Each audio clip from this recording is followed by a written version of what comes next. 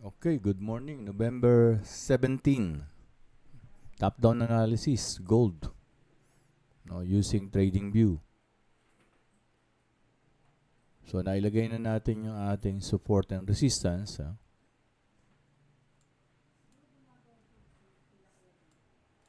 So, ang maganda kasi sa TradingView,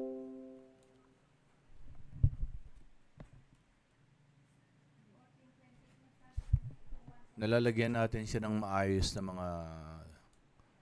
mga pangalan kung ano ba tong line na to, no? Ano ba tong line na to? So, ito ganun din, nalalagyan natin ng magandang yan. So, this line is a monthly support zone, September high. Ito, September to high. And October low. Ayan siya. So, in between that line are support zone. And this is monthly resistance price or the all-time high. So, the price now is nandito sa loob ng range na to. As you can see, on a monthly basis, this is bullish. This is high. This is low, higher low, and nag-preference siya ng higher low. Although na hindi pa tapos yung monthly. And this is high, higher high, and possible na magkaroon siya ng higher high. Possible lang yan, probability. So, weekly, makikita natin, sa isang month kasi merong 5 linggo. So, ito ay October 27, ito ay November 3. So, ibig sabihin, ito yung huling linggo ng October. And we have 5 weeks in 1 month. So, 1, 2, 3, 4, 5. So, to identify week 1, week 2, week 3, week 4, and week 5 of October. So, week 1 and week 2 ng November. Kaya mapapansin nyo dito, may mga, ayun, no? Week 1 ng November low. Ito daw. This is week 1 ng November. Ito naman, week 1 ng November high. Ito naman, week 5 ng October low. Ito naman yung week 5 ng October high. Bakit week 5? Kasi nga, 1, 2, 3, 4, 5. Bakit ito week 1? Dahil ito ay November 3, week 1, and week 2. So, balik tayo ng konti sa week 5 na October high. Week 5 na October high, ayun siya. And week 5 na October low. Kung mapapansin nyo rito, yung week 4, ito naman yung week 4, week 5. Yung week 4, ang high niya ito, ang lower high niya ito. Ang low niya ito, ang lower low niya ito. So, these 2 weeks of October, the week 4 and the week 5 is downtrend. And then, nag-appear itong candlestick na to on a weekly time frame, ano? Small body, higher low, lower high, then triangle. Consolidation. So, almost 2 weeks yan. Ibig sabihin, 2 weeks na nagko-consolidate yung price dyan. And then, lumabas ngayon dito sa trend line na to. Weekly. Paglabas ng price dyan, sabihin na natin nag-start dito, binutas niya yung resistance ng week 1 November high. Week 1 November high. Tapos dumiretso pa. Binutas niya rin yung week 5 October high. Tapos dumiretso pa, pero dito, medyo nauntog na siya rito. So, bumalik yung price. So, nagkaroon ng buntot. Yun. Kung ito yung buntot sa monthly, balik tayo ng monthly. Yan. Ito. Ito, ano to sa weekly? Ito siya. Ano naman ito sa daily? Since weekly ito, makikita mo yung candlestick nito formation on the daily kung ano nangyari dito. So, kailangan natin bumaba sa daily. So, daily. Okay. Yan. Alin dito yung buntot? Kung babalik tayo ng weekly, let us remember that 1 week is 5 days. So, 5 days is Ngayon, Monday, ito siya. So, this is the Friday last week. This is the Thursday, Wednesday, Tuesday, and Monday. Ang maganda sa trading view ay yung sa baba, makikita mo na. Pag tinutok mo dito, ayun, Monday, November 10. Tuesday, November 11. Wednesday, November 12. Thursday, November 13. And Friday, November 14. Ayan. Today is November 17. Ayan. So, ang tinatanong natin kanina is, ano ba itong buntot na to? Itong buntot na to is the last 2 days ng last week. So, that is Thursday and Friday. And tingnan nyo yung Thursday and Friday. The Thursday and Friday is, this is the high, lower high. This is the low, lower low. So, this is downtrend. Downtrend itong dalawa na to. Kaya nga lang, and remember, meron tayo ditong naging triangle on the monthly, you know, ayun. Weekly pala, sorry, weekly. Ayan. So, on the weekly, meron yan. So, hindi lumabas ng kwan. Setting. So, ayan. Then, punta tayo ng daily.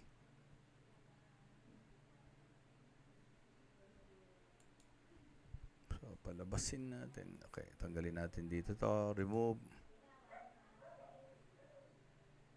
Tanggalin natin yan. Remove. Punta tayo ng daily. So, nakikita nyo ito yung high. Yan. Pag nawawala tayo, ito yung high ng week 5. Ito naman yung high ng week 1 ng November. So, pag pinagdugtong mo yan, ayan, yun yung trend line. Yan. Yung sinasabi naman natin consolidation ng weekly, pag pinagdugtong mo naman itong low ng week 5, October low, and week 1 ng November low, pag pinagdugtong mo yan, ayun yung pinaka-support ng triangle. Yan.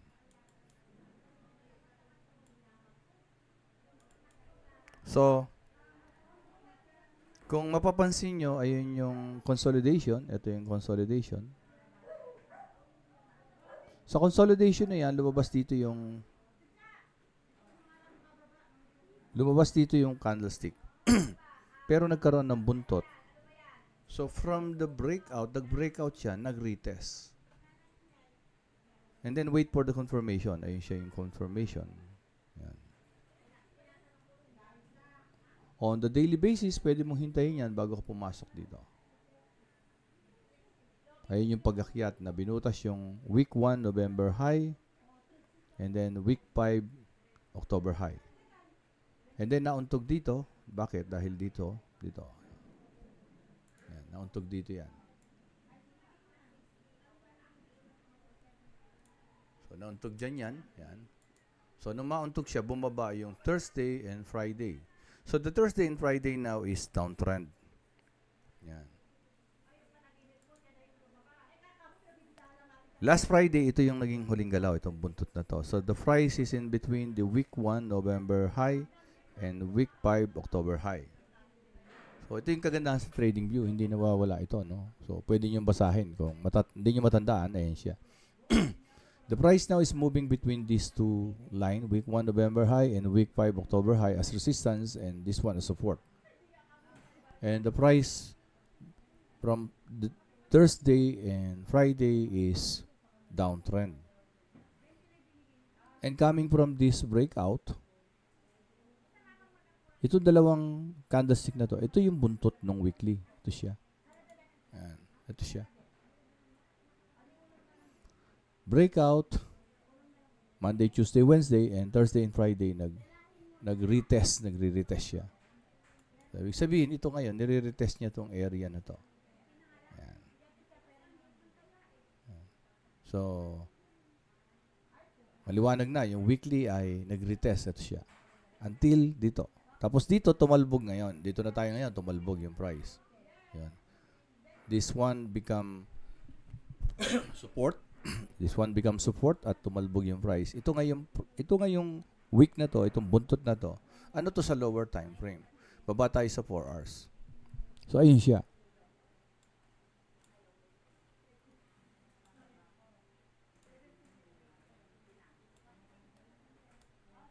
So, ito ngayon siya, no? Bumaba dito yung price, tapos tumalbog. Ayun yung green, yun yung pagtalbog. Tapos bumalik uli ng konti. Tapos ngayon, may green na naman. So, ang tanong, saan pupunta yung price? Pero dito sa pagbaba ng price na to, kung bababa tayo ng 1 hour, nagkaroon siya ng fair value gap. Dito hindi natin makita. Although this is a fair value gap from here, yan, from here to here, yan, baga.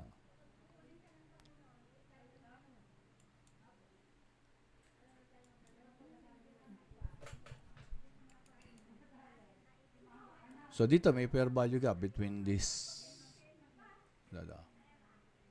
itong candlestick na to at saka itong candlestick na to, may fair value gap. Ayun.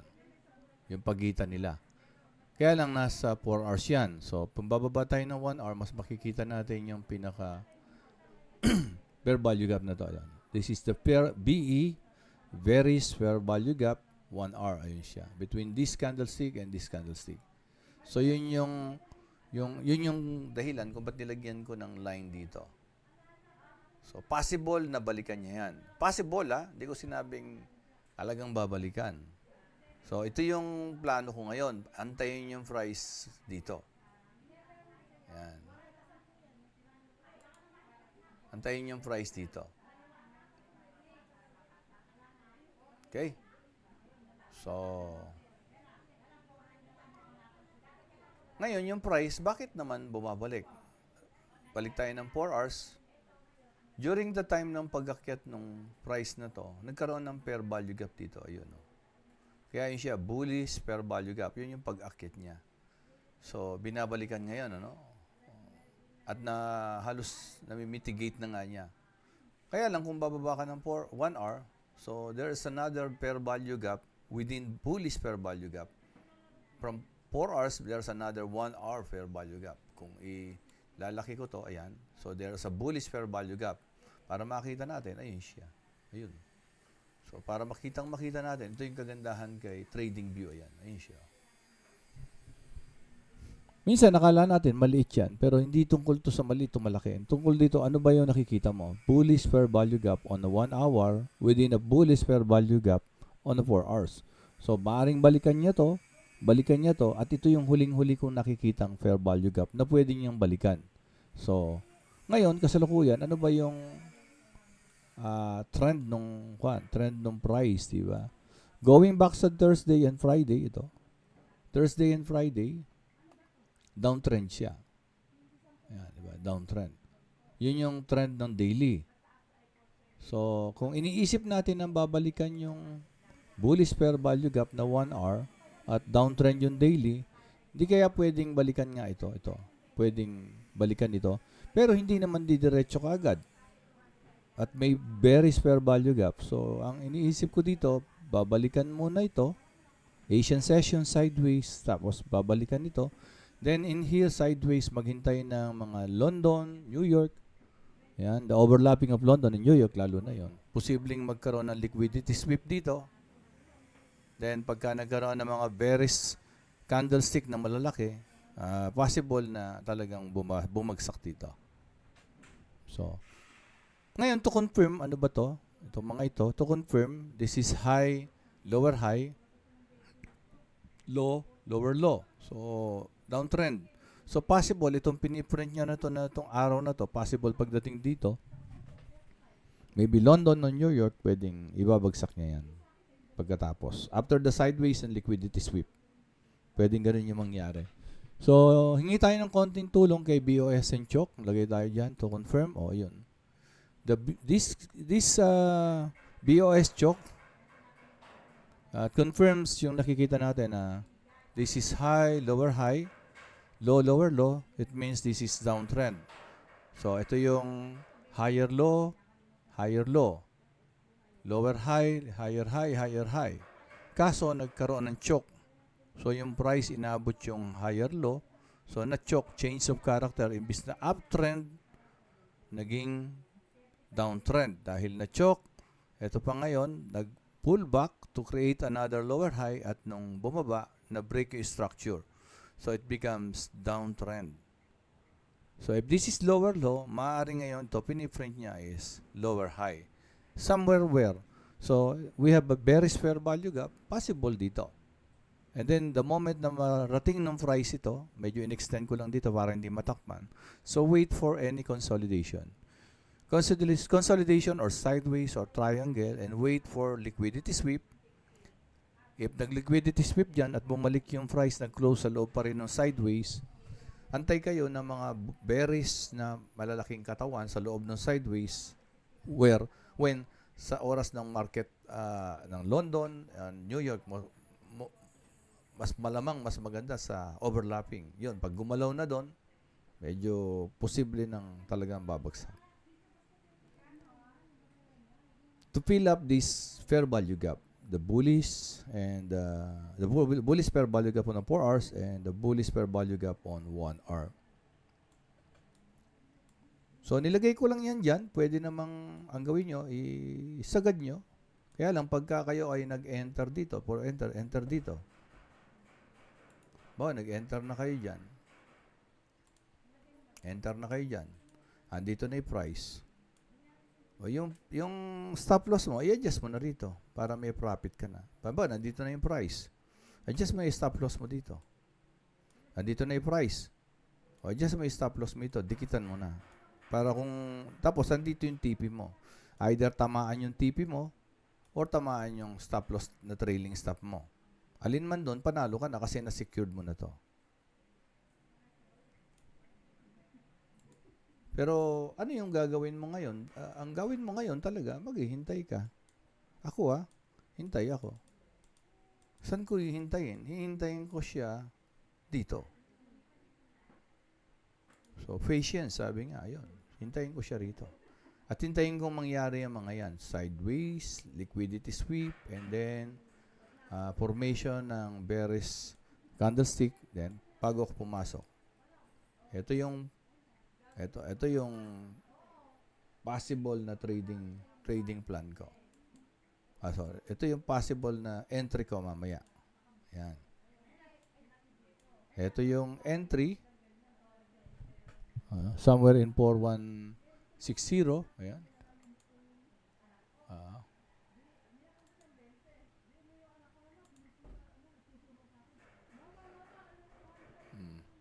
Somewhere dito, yan. Kung ilalagyan natin yan ng cross, yan, lagyan natin gano'n. Somewhere in, 4152. And then stop loss ko, pwedeng dito. 4182. No, yun, sa gilid. 4182. Entry ko, 4154. And then TP is 4015. Yan. So, kung tingnan nyo yan, makikita nyo, stop loss ko is 28 sa taas. Multiply by 10, that is 280 pips. Dito naman, 137, that is 1,370 pips. Multiply by 10. So, multiply by 0.01, malaki-laki na yan. So, okay. If naman, nakarating na rito yung price, within this week yan, hindi yan ngayong araw lang na to, nakarating na yung price dito. Wait for another consolidation. Wait for another consolidation. Excuse. Wait for another consolidation. And then, nagkaroon ng liquidity sweep. Tapos yung liquidity sweep, yung candlestick nun, bumalik sa sideways, yung close. Tapos nagkaroon ng mga bullish candlestick. So, yun, pwede ka na mag-enter dito. Pwedeng dito yung next TP mo, to be conservative. Yan. Pwedeng ito. Dito ka, after the liquidity sweep, o kaya naman pwede ka dito mag-enter. Kasi alam natin na ito ay nag-breakout at nag-pullback. Pinalikan niya lang ito. So, yun yung iniisip ko. But, hindi ibig sabihin, ito yung saktong price. Basta, pantayan nyo yung formation dito ng candlestick on a lower time frame.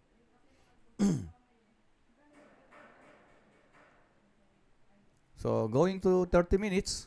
Yan.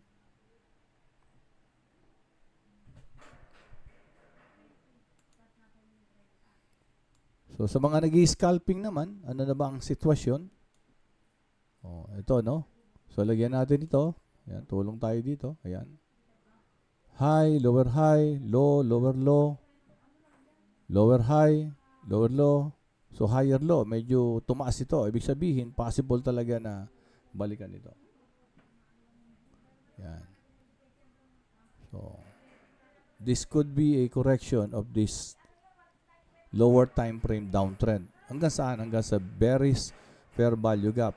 At pag nandito na yan at nangyari yung pinapaliwanag natin kanina, ito. So, pwede na tayong mag-sell dito. And TP yan. Ayan. Ganun pa rin. TP rin sa baba.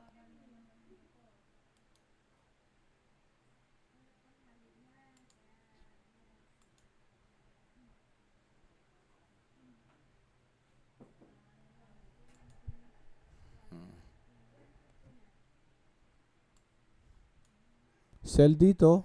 Yan. Then, TP dito. Pag nandito naman na, yun yung sinasabi kayo na pag nasa 1 hour, buy ka dito, TP dun sa taas. Nabaligtad yata kanina. So, correction, ano? Gayong mali to. So, let us go 30 minutes again. So, yung iba, pwedeng mag-scalping yan, counter trend, mag-buy dito, papunta dito. 15 minutes. Kaya lang ako kasi, mas prepared ko yung naka-trend ako dito sa daily. Para ito kasi downtrend ito. I'm going to wait for the price na ma-reach ito. If it creates a lower high, so yun, mag-e-enter ako ng sell. So ano yung posibilidad na babalik ito sa taas? So 5 minutes, tingnan nyo. So ayan, no.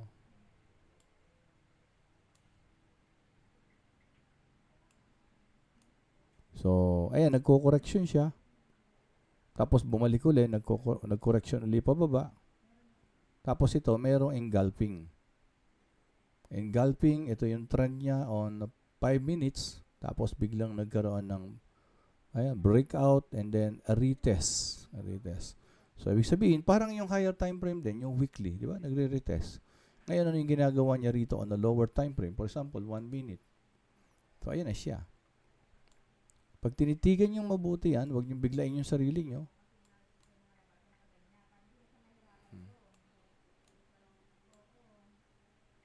So, ito yon yung kanina, nag-gap up. 1 minute ito. Nag-gap up. Kung iti-trace yung mabuti yan, let's say dito, high. So, nilagyan ko ng box para yung sideways ng 1 hour. High, lower high, lower high, higher low, then bigyan naging lower low. So, downtrend na to. Lower low, lower high, downtrend, lower low, lower high, lower low, downtrend. Biglang na-choke. Dapat ito kasi lower high. Hindi, nagyan na higher high, lower high. So, naging sideways. Sideways ito. Higher low, lower low. Ayan, sideways na yan. Ngayon, ito, lower high, naging higher high. Low, lower low, higher low. So, ito na ngayon, is possible na mag-create ng uptrend. Kasi natapos na tong retest na to. So, kaya kailangan, magtiyaga lang kayo na basahin ito. Yan. So, pag nalilito kayo, tanggalin nyo uli yan. So, kita nyo, di ba? Downtrend, sideways, nagkikreate siya ng uptrend on a 1 minute time frame. Di ba, inaasahan natin yung prices babalik doon sa tinatawag na fair value gap. Fair value gap ng 1 hour. Di ba, inaasahan natin na babalik doon. Dito. So, ibig sabihin, on a 1 minute, pwedeng nagpapakita na siya ng sign na nag-uumpisa umakyat. Ito siya. So, pwede kang mag-enter dyan. For example, pwede kang mag-enter. Pwede kang mag-enter ng long dyan. Long position, pwedeng ganyan. Yan. Dito ay stop loss. Tapos saan ang TP? Mag-TP ka doon sa kwan. Yan, dito. Mag-TP ka doon sa, ayan, ayan, TP ka dyan. Sa fair value gap. Ayun.